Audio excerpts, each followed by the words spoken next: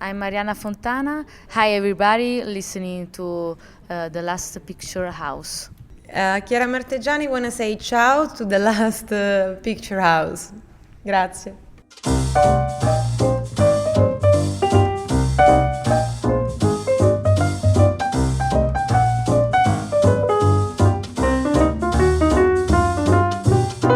Hello and welcome to The Last Picture House, the podcast that takes an in-depth look at classic films. I'm your host, Marcus Lovett, and this week I'm joined by regular guest and expert on all things continental, Maria Suzuki. How you doing, Maria? Very good. On this special episode of the show, we're at Tokyo's 19th annual Italian Film Festival. We'll be talking to visiting actors and directors about their films, as well as the future of Italian cinema. Along the way, we'll also share our impressions of festival highlights, including Matteo Garrone's Dogman, Alessandro Aronadio's Io C'è, and Valerio Mieli's Ricordi, amongst others. And if you enjoy the show, please remember to subscribe on iTunes, podcast player, or your preferred podcasting app. Tokyo's annual showcase of Italian cinema was held from the 27th of April to the 4th of May. Outside the International Film Festival, the Italian Film Festival is one of the best opportunities for local audiences to experience the breadth of Italian cinema and hear directly from filmmakers. This year was no exception. There were 14 new films, ranging from a violent thriller to a metaphysical romance, as well as a return of 5 films in retrospective. Maria, you've been attending the event much longer than I have. How has it changed? Almost 20 years ago when it started, it was way more centered on art films. And over the years, it incorporated more commercial films. So it gave a much more balanced idea of what people see in festivals of Italian cinema, but also what Italian audience watch in Italian cinemas. And did any particular themes strike you this year? This year, there were a lot of films about religion, but I mean, Italy is the country for religion. There were interesting comedies. There were, as usual for Italian cinema, very interesting new actors. So I think that we'll be able to cover a little bit of the taste of what this year's cinema in Italy brought us.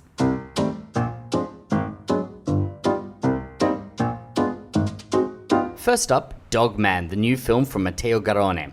Set in a nameless coastal suburb, Dogman tells the story of Marcello, a timid dog groomer and small-time drug dealer. Marcello's best client is local gangster Simone, a former boxer come drug-addled thug who terrorizes the entire neighborhood. One day, Simone insists Marcello help him with a robbery. Marcello must decide whether to stand up to the violent Simone or deal with the consequences of helping him. For those unfamiliar with these films, who is Garrone? Who is this director? Well, he's a favorite of Cannes Film Festival. He's won Cannes in 2012 with this film called Reality, which was about a reality show and a man obsessed about participating to the show. So he starts seeing visions and really literally destroying his life. I think he also famous for bringing to the screen the journalistic essay Gomorra by Roberto Saviano. Right, I've read the book, but I haven't seen the film.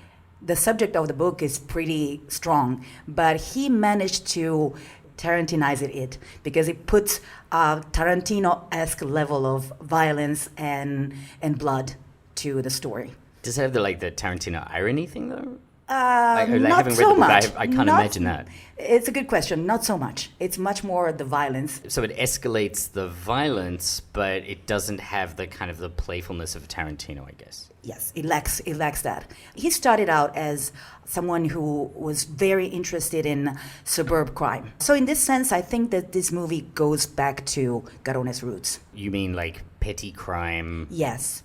Local gangsters, Yeah. local drug dealers? Yes. This movie is loosely based on what happened in the end of the 80s in the suburb of Rome. It was a guy that was doing the same job as Marcello, so was grooming dogs, and he was called Canaro, which means the dog shop owner in Roman dialect. And he took prisoner this local junkie, and he tortured the guy. So this story of Dogman is loosely based on this. But the interesting thing about Garrone is that he transferred the visual of the story to a way more southern Italy. In this film, Garrone creates a really gritty, lived-in world. Yeah. And how does he do that? The elements that we can see here are two. One is the choice of the set, because he chooses an area that's in the region where Napoli is, in Campania. And maybe our listeners will remember the film that represented Italy in last year's Tokyo International Film Festival, The Vice of Hope. It's the same area, which is called Castel Volturno. It's a suburban area, lawless area. And he chooses this very dark, architecturally not finished, totally bleak world that sets up perfectly, I think, the action. And plus, the other element is cinematographer, Danish Nikolai Bruel.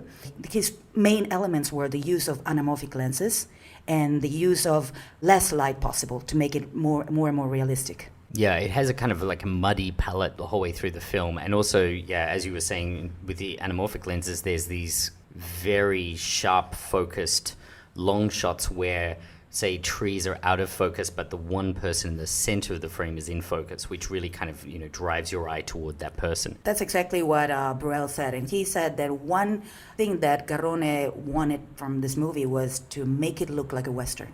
Actually, it does. It does Right? look like a Western. I mean, you really do have that sense of the individual in a landscape. The camera seems to be framing him as this sole individual surrounded by empty space, or even in the enclosed spaces, he might be pushed to the side of the frame. You might see a staircase that he's walking up or down, and he's very much isolated. It's a really interesting look, a really strong look. Yeah, I agree. The film has a lot in common with Hollywood noir from the 40s and 50s. An otherwise good man makes poor choices for which he must atone. It's a very 40s noir idea. At the same time, it's a bit of a balancing act. How could such a good guy get involved with someone like Simone? Do you think that the film pulls it off?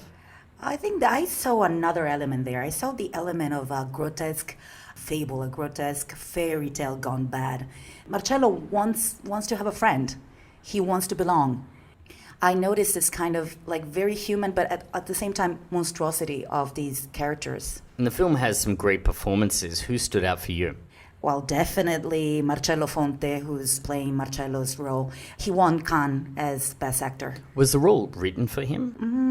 With the name being the same, I sort of assumed that it was. I think that it was easier for him to address him with his own name, because Garrone is someone who's known for being very much on set. He's always worked with handheld camera. He follows the actors during the scene. So he's not about blocking or staging. He's much more going into the action with the actors. So I think that having the same name for the actor and the character, it gives an immediacy. Marcello Fonte also has this very awkward body, and watching the film, it reminded me of the way that I always imagined Kafka's The Trial, that there's this person who looks incredibly awkward and out of sorts. He doesn't really belong in his own body.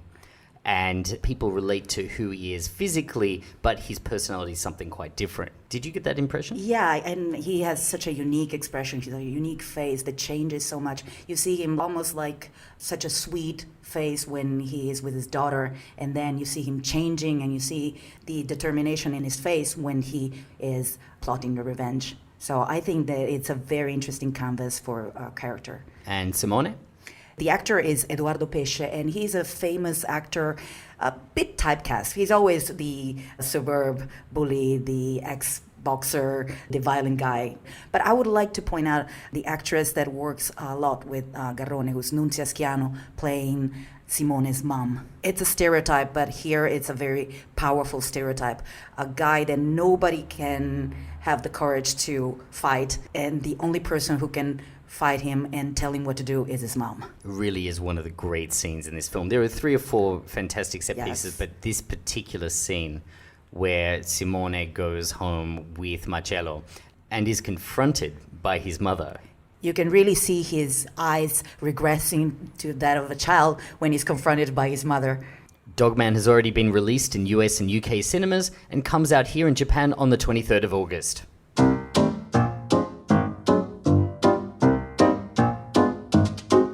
I'm Laura Bispuri. I'm here in Tokyo for the second time with my second movie. The name is Daughter of Mine, and I'm very, very happy to be here another time. Next up, Laura Bispuri's Daughter of Mine. Maria, how about you set up the plot? 9-year-old Vittoria lives with her parents in a small village in Sardinia. One day at a local rodeo, she meets Angelica, a carefree and wild woman. She is scared at first, but slowly drawn to Angelica and starts seeing her without telling her mother.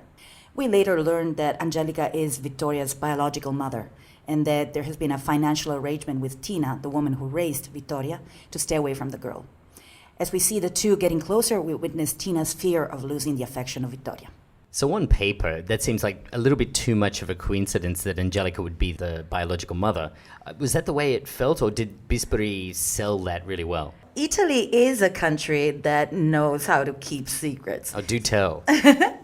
So it doesn't really strike you as surreal or impossible that a whole village would know about something but not tell. So I had the chance to talk to Bisperi and asked her what was the inspiration for this movie, and she told me that it was one of her dearest friends, a girl that said that she was raised by a quote-unquote normal family, but she always felt the urge, the need, the want to be adopted by another woman. And this was the inspiration for her to start writing this movie. And she wanted to, most of all, portray the force of these two women. They're almost like a passion for a loved one. They are on a ring almost and fighting for the attention, for the love of this child. And I believe this is her second feature. She's already had quite a lot of success with her previous film, correct? Yeah, Sworn Virgin from 2016 that was really, really critically acclaimed. It was a story of an Albanian woman, and it portrayed a very ancient tradition in Albanian villages where some women would take a vow of chastity and live as men.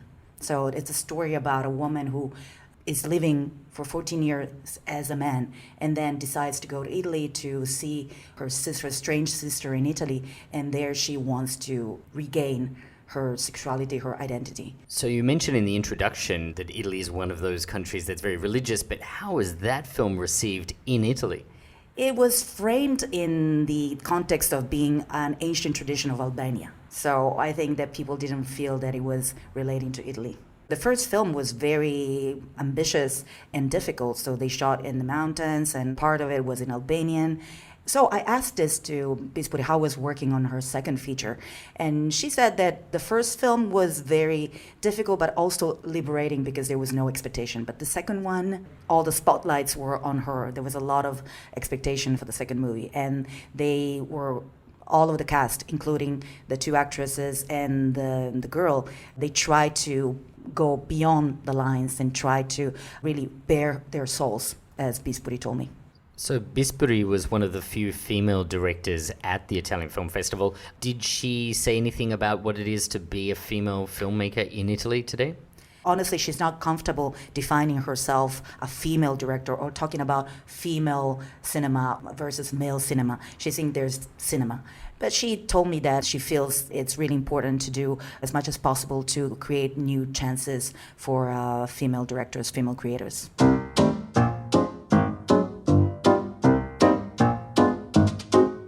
Another hotly anticipated film this year was Ricordi from director Valerio Mieli. His last film was 9 years ago. It was called 10 Winters. The film is a very ambitious love story which charts a romance between two unnamed lovers referred to as he and she in the credits. And that's all I can really say about the film's plot. What's unusual about the film is that the story is told from both their perspectives, so that the same scene might be viewed twice with the same person giving different performances, while the shots and the lighting highlight each character's viewpoints. Maria, I really enjoyed this film, and it felt like something new. It must have been a complex undertaking. Mieli told me that the construction of this movie was really complex from the beginning, from the writing point. And he made a lot of mapping, a lot of diagrams. There was a lot of preparation before shooting. Yeah, I can imagine, given the way that the film's structured, that he was probably doing a full Christopher Nolan and sort of like mapping his memento, you know, using chalkboards and trying to kind of show where certain scenes looped around when they came back. He did a breakdown of one of the scenes, and I think you can really understand how the scenes work from his description. Great, let's take a listen. Hello everybody, my name is Valerio Mieli and I'm here with my second feature, which is called Ricordi, which means do you remember, but also memories. When you see the film, you might think that the hardest thing was the shooting and maybe the editing, because it's very complicated editing, and it was, but trying to imagine how such a complicated structure could become a film before shooting was quite hard, because I wanted at the same time to tell a story, to tell something, be not boring, but also try to tell the story in a different way. And so I made a lot of schemes, to be sure that every image of the film, even the very short flashes that you see, maybe when they meet again, they might have a flash on something that happened to them many years before, but it need, at least for me, to be clear of whom every images was, every memory was, and from when it was remembered. And this was quite complicated. If you'll see the film, you will understand why, because the ambition was then to make a film not so complicated to see, but the mixture of two streams of consciousness in which you just leave yourself go. The film starts with some images, some short, fast images, and we immediately understand that they belong to the male character at a party and is remembering images. Then we discovered that also the party is remembered by him, and we saw the party also remembered by her, with different color, different atmosphere, because they had different characters, different way of seeing life. And also the moment in which they remember the party is a memory. This, because I think that we work like this. I mean, our mind works like this. When I said what I said, it's 10 seconds ago, and it's a memory of a memory of a memory. And our life is a stream of memories and of perception, and memories. But the perception become immediately memories. Telling this and not just telling what happens from outside, which is much more abstract, I think. We never experience life how it is. We just experience life as we live it, how it is in our mind. And I think that literature has made this a lot in the 20th century, and cinema has made this a little bit less. And sometimes it made it with instruments of literature, like with voiceover. Here I try to do it only with images and sounds. Do you think that audiences at the festival had trouble following the story? I think Mieli was way more worried about that. He was very, very concerned that his film would be mysterious to the audience. I personally didn't find it difficult to follow. Yeah, I think it takes a moment, the first scene perhaps, for the audience to kind of get their head around the grammar of the film. It's a bit like Yorgos Lanthimos' The Favourite, all those big wide shots. At first they really stand out, but after a scene or two you just start to kind of understand the language of the film and just go with it. Also, we discussed the technical elements to achieve this telling a story through memories. We use different set of lenses for each character and for each age of characters, for instance. An example from the production design point of view. We see the house in which he grew up when he was a child, and then we see it again when they go and they decide to live in this house, because it's a very nostalgic character, so it has to go to live with her in the house in which he grew up. And we built two different apartments, a big one and a small one, and we shot them with different lenses also, in order to give this perception of the same place but with different feelings. It's not exaggerated. I mean, it's not something that you say, wow, it's such, but well, you can tell, I think, because it was more than twice bigger. But many other things like giant jellyfish or people in the trees were made in 3D, and this was also fun.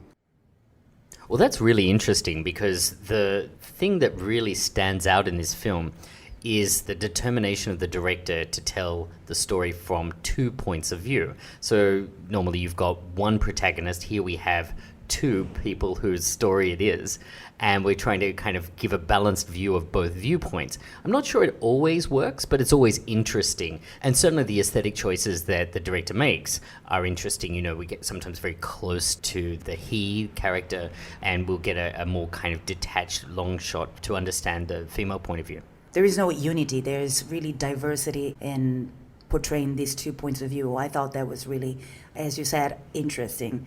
Another insight that Mieli gave us was on the experience of audience reaction so far for him. Roll the tape.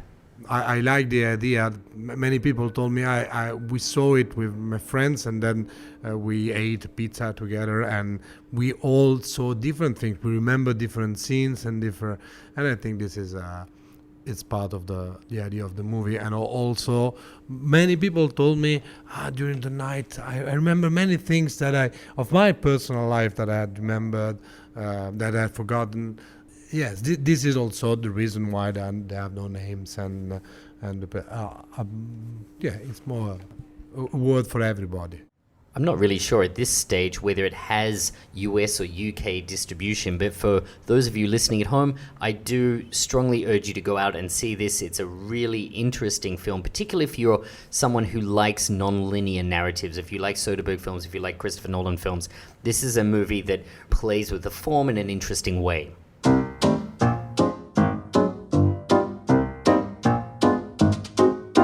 The festival's also a showcase for new talent. Maria, I imagine this year was no exception? Yes, in particular, I would like to talk about actress Chiara Marteggiani, who stars in the film Laughing, which is the directorial debut of very popular Italian actor Valerio Mieli. Okay, I don't know Mastandrea. He's in probably every Italian movie.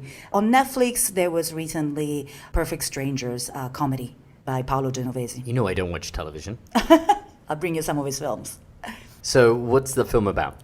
So Carolina is a young woman who has lost her husband in a work accident in a factory.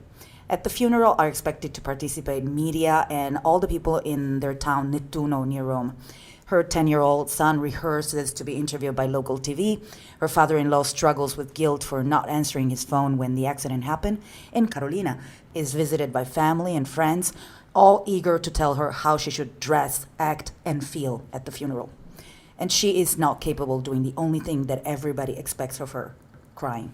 The 10-year-old son is rehearsing for media interviews? Yes. One of the first scenes that we see is him on a rooftop with a classmate, and they know that being a minor, he won't be allowed to be interviewed, so he is trying to negotiate an interview with the local TV. What kind of tone is this film? It's a tone that goes for realism. It's so sudden, the death of this father and this husband for Carolina, that everything still needs to be processed. And the thing that the film is trying to portray is that people don't respond the way that you expect them to respond. I see. So I think that he's trying to make a point by making the kid worry about things that a 10-year-old worries. What I'm going to wear, should I wear a uniform, should I wear something that's black? Maybe I don't have anything that's totally black. So for a 10-year-old, it's probably death is something so big that he is not processing it. So it's that kind of realism where the grief is being processed differently by different people, and, little kids don't really get it. They don't understand the finality of it. And therefore, they're focused on whatever they're focused on, and other people are focusing on whatever small thing gets them through the day. It's like that? Yes. You see the people around the family have a way more clear idea of what people should do, how people should grieve. And that's the contrast that he wants to show. So it's much more the idea of showing what society now is imposing on us. Society wants us to feel versus what people actually feel. Well, let's listen to your interview now with Marteggiani. Hi, thank you very much. I'm Chiara Marteggiani, and I'm here with Ride, is the Italian title, but in English is Laughing. And I'm very happy to be here in Tokyo Italian Film Festival. I'm very attached to this movie and this character because it's very rare that in Italy someone write a character for a woman. A character like this. I think in all the movie I try to use the most fun part of me, how I move sometimes, how I speak, or how I walk, use this stuff. And we try to use all the movie. The difficult things was that this character sometimes speak with her son in a very strong way, and she said a very bad and things with him. And the most difficult part was to, in a very subtle way, be ironic and never heavy. At the beginning, Valerio, he has an imagine for Carolina, for a foreign actress. And me and Valerio, we are a couple also in our life.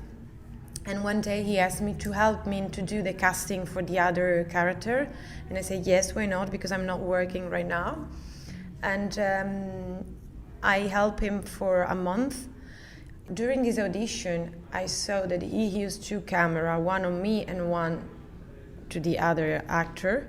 And I asked, why are you using a camera on me? You are casting just the other actor. And he answered me, don't worry, I will do some editing after. So after 1 month, he told me that I will play Carolina. So it was an amazing news and a big also responsibility.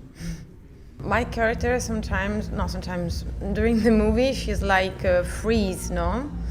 So the most difficult things was be freeze but not empty, because she's frustrated for this. She's very in conflict with this because she want to cry but she can't. She's feel good, but also she's sad about this. So the most difficult thing was find the limit.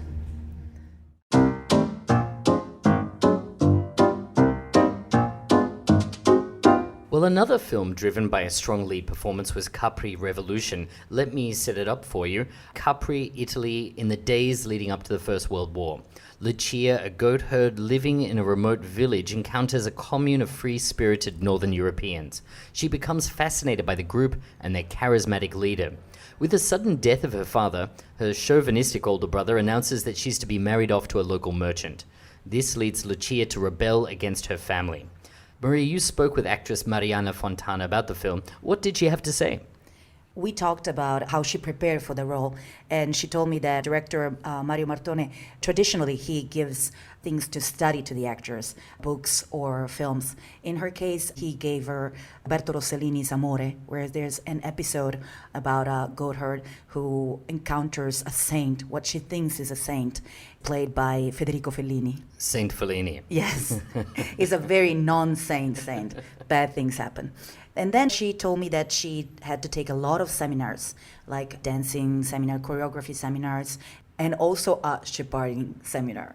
Shepherding goats. Yes. So leading the goats up the mountain. Yes. So she had to spend some time with the goats and get acquainted with them. And she told me that she developed a very original way. So she would hum a melody and they would follow her.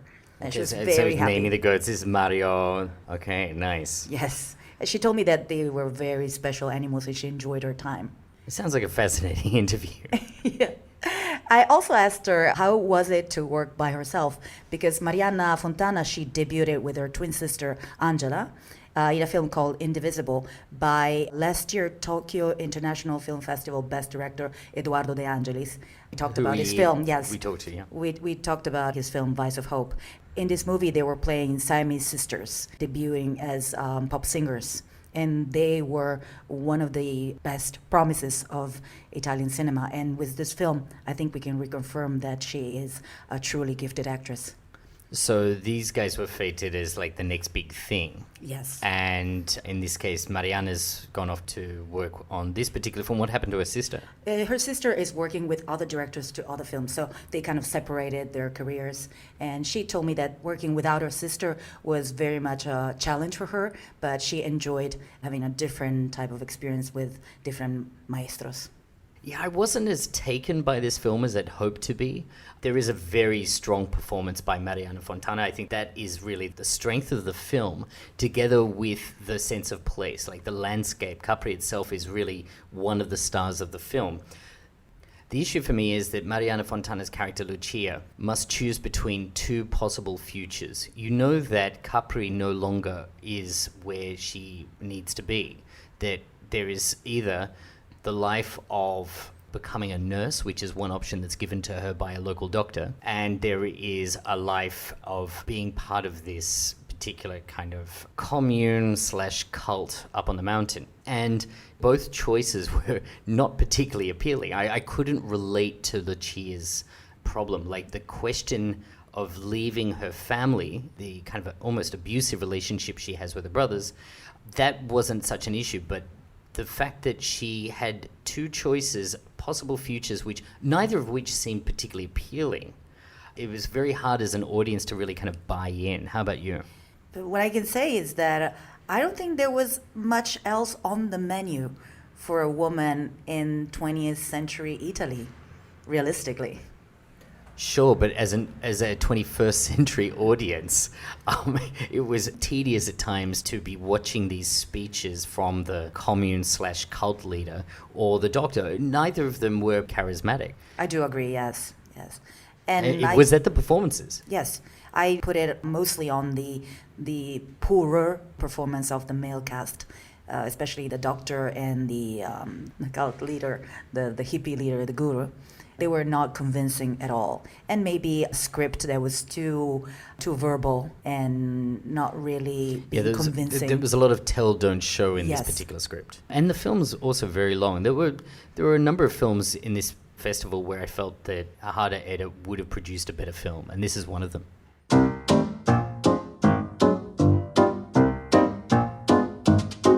And now for something completely different, let's talk about the comedies that screened at this year's festival.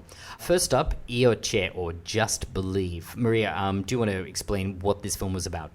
To save his bed and breakfast from a failure, Massimo decides to turn it into a place of worship to avoid paying taxes. Helped by his sister Adriana and Marco, a struggling writer, he comes up with a brand new religion, Ionism, where everyone is their own god.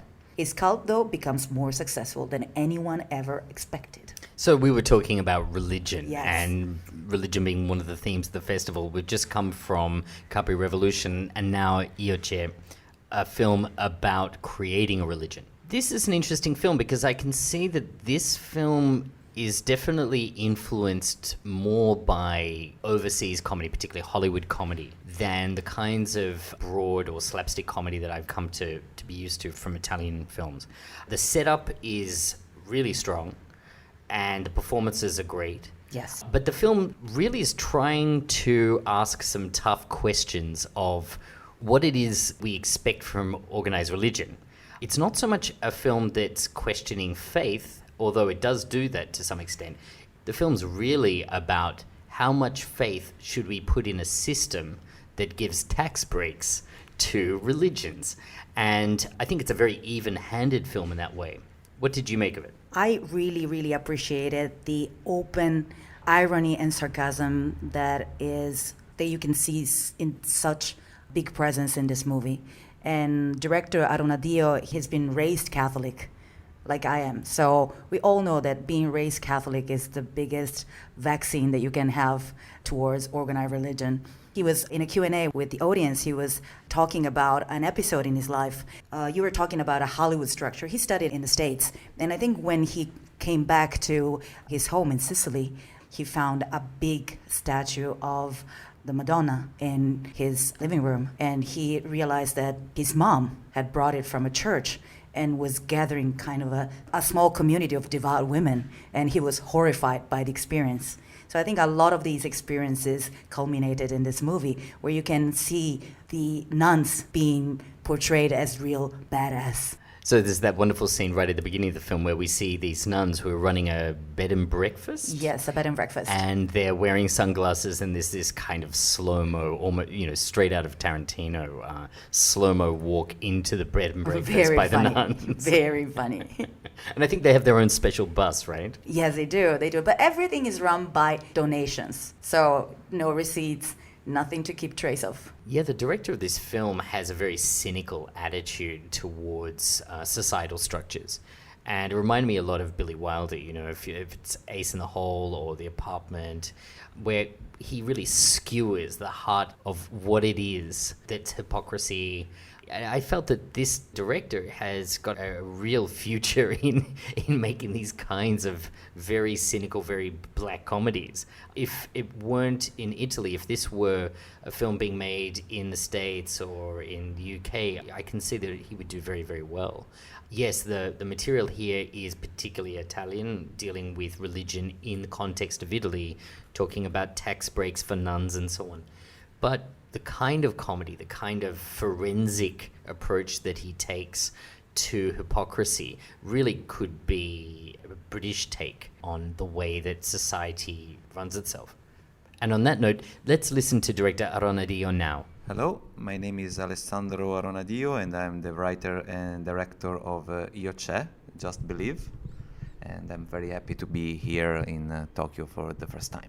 Actually, what I used to say is that we didn't want to make a movie. We just really wanted to invent our own religion and make money with that. That's what we tried to do. So the movie is just our teaser for our religion.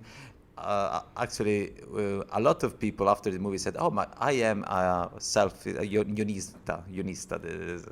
So I believe in this religion. I knew I was waiting for a religion like that. So thank you very much, guys. So we are very happy. We hope to make a lot of money with that. Of course, I'm joking because I don't know who is going to listen to this. I made this movie in the worst country for making a comedy about religion, and I knew that. That's why I wanted to do that, because I believe that the comedy must be not, I just say, like relaxing, but must be a little, makes you feel a little uncomfortable while you're laughing. That's, for me, the purpose of a comedy. This is not, for me, a movie against religions anyway. So we knew that there were a lot of risks, and actually we had some problems, but at the end the movie's there, so okay. Now there were some comedies about religion in Italy, but all of them were very soft about that.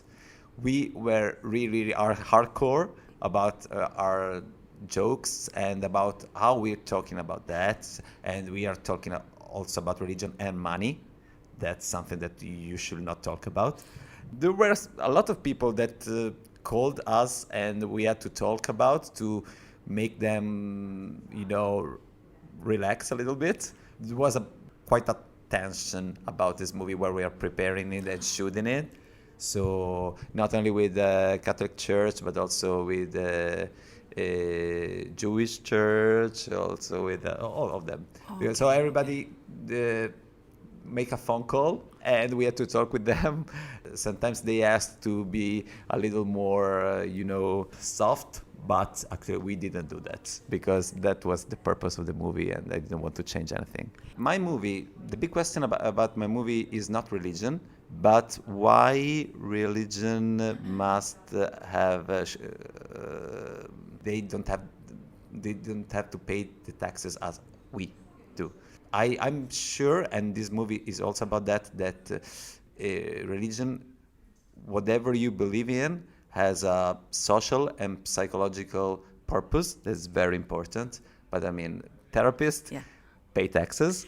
So why the church must not pay taxes? So that is the big scandal and issue about, in this film that we were not supposed to talk about.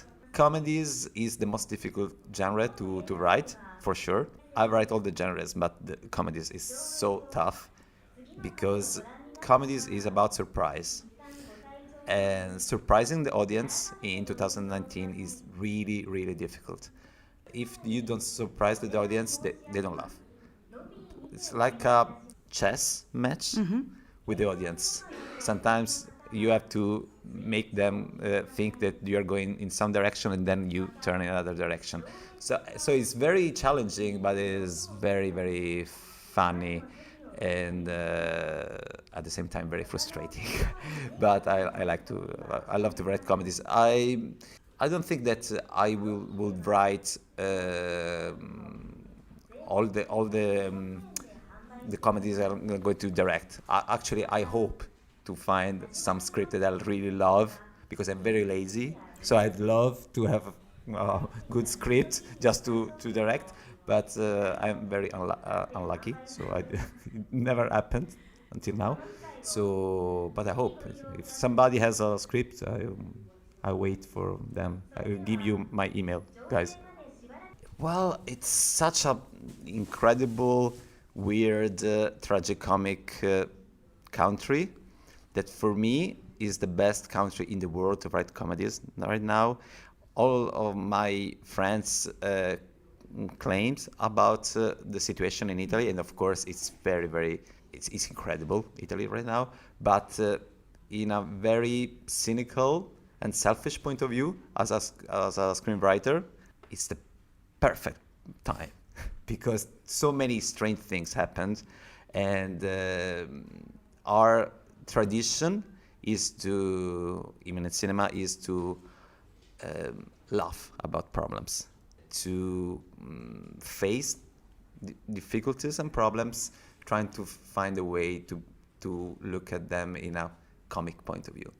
So this is perfect. Italy is perfect for, not for live in, but to write comedies for sure. There is a big tradition, of course, of Italian comedies.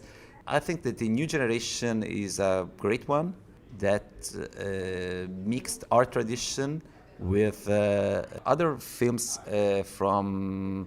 mostly from United States. So there is a new language in Italian comedies. There is a mix of them that is quite contemporary, modern, and of course faster, and with shorter lines, and I think that it's a great moment for Italian cinemas and Italian comedies. Then, of course, there is comedies, and there are some films that are more like commercials. But both of them are very important. His name has God in it, and it's very hard for me to say. So how was this film received in Italy? In Italy, it was a pretty good hit, also because it stars one of the most loved everyman in Italy, who's Edoardo Leo. Edoardo Leo co-wrote the script, and you can see that he carves for himself the character of a, at the end, always likable man. Well, look out for the film Io C'è, playing in a cinema near you. I'm pretty sure that this is going to get a release at least throughout Europe.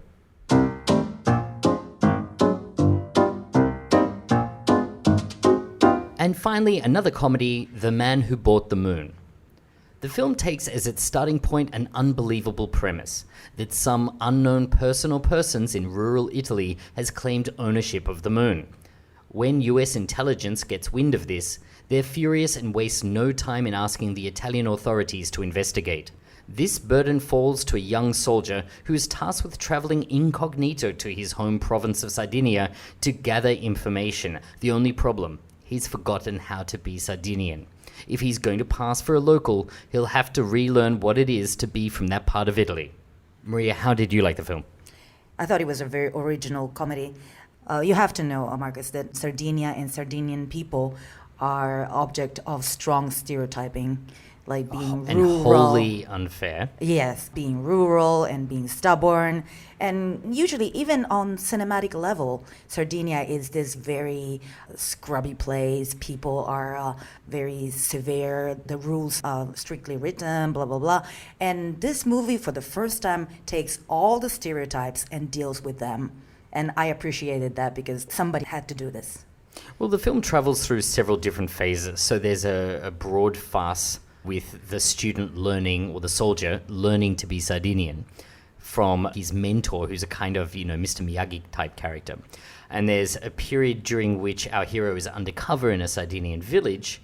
And finally, there's the moment where he comes face to face with his prey. Did you feel that the structure worked for the whole picture?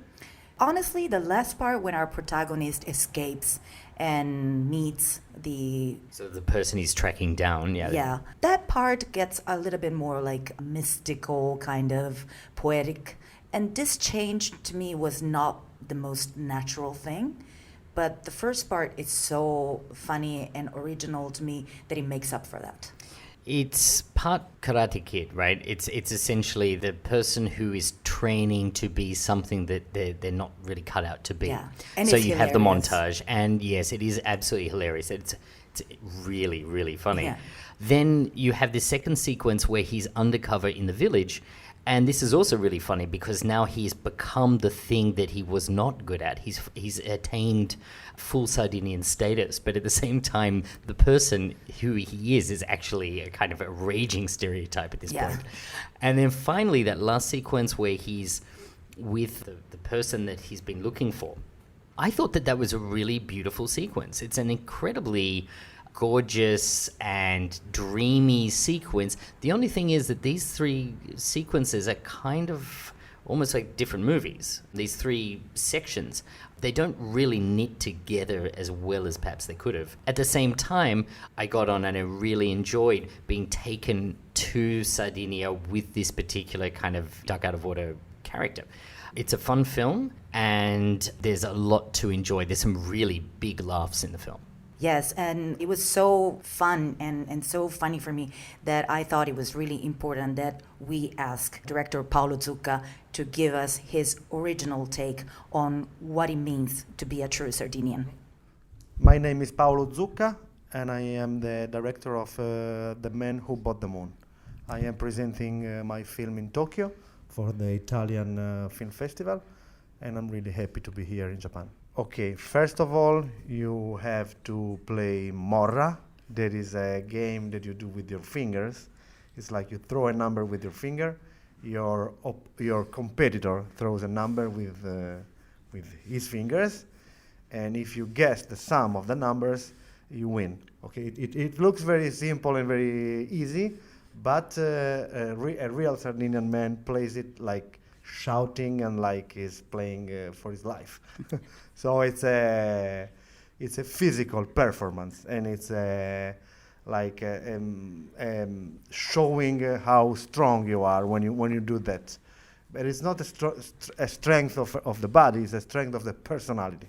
So that's the first tip to become a real Sardinian man. Then you have to be good, very good to play.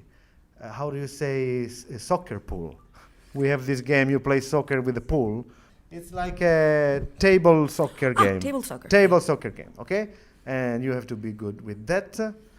And the third point, let's say, you have to be loyal, respectful, and riconoscente, like grateful. Loyalty, truthness, and gratefulness. Those are the three main points. Do you think that the film will stay with audiences? I think so. I'm sure that a lot of people don't know much about Sardinia as much as the rest of Italy. So this will be a very, in its own way, educating movie. And so, to wrap up, we thought we'd ask some of our interviewees what their impressions of the festival and of Japan were. Well, I had great memories of Tokyo. It was one of the best trips I've made. And it was one of the reasons for making a film was to be able to come back here with a film. Really have the feeling of a strong relationship with this country, even though I just came here twice. Actually, it's not my first visit. It's my third time that I came to Tokyo because I love Japan and I'm in love with Tokyo. But this is my first time that I have a movie here in a film festival, so I'm very happy.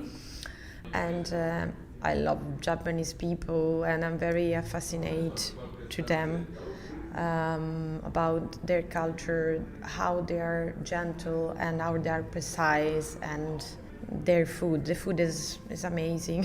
So that's it. It's very beautiful. No, il Giappone mi piace tantissimo. I love sushi. Io amo veramente la cultura, quindi sono molto felice di essere qui. I'm very happy to stay here. Yes, my first time in Japan, and I don't want to go back to Italy. Grazie. Thank you very much. Grazie a voi. Okay. You've been listening to The Last Picture House. Be sure to let us know what you think of the show on Twitter, where we're at Last Pic House. Follow us on Facebook or on Instagram, where we're Last Picture House, one word. And we'll be back soon with another episode. Thanks for listening.